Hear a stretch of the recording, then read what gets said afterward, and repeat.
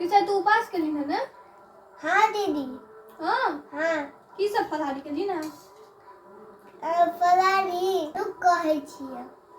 एखन तक तो 3 बेर फलाहारी केलिए। एक बेर तो हम ओती सब्जी रोटी खेलिए।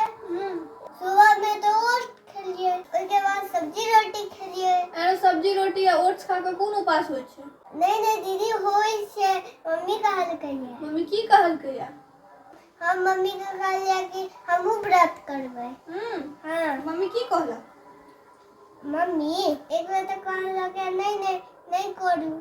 फिर हम कहलिए हमरा मोन भेल कि हम उपास करी तो हम कर लेलिए।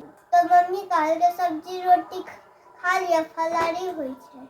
हाँ हाँ अब खाइ छियै दूध हलवा। हलवा अहाँके नीक लगैया? हाँ बड़ नीक लगैया।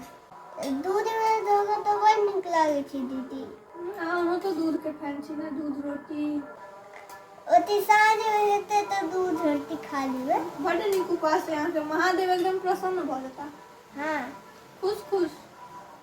आ कुरकुरे तुरकुरे खेलिया कि नहीं? नहीं दीदी वो सब उपास में नहीं खाइ छै। सब्जी रोटी खायल जाइ छै। हाँ सब एनाहिते आब उपास करते अहीं तक।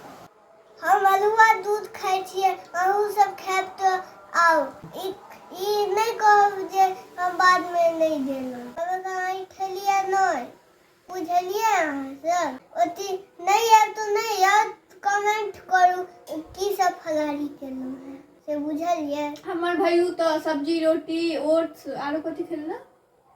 अब तो खाइते छियै दूध हलवा। अच्छा खाइते छियै। दीदी तुम ना बड़े हो, हमरा खा दे।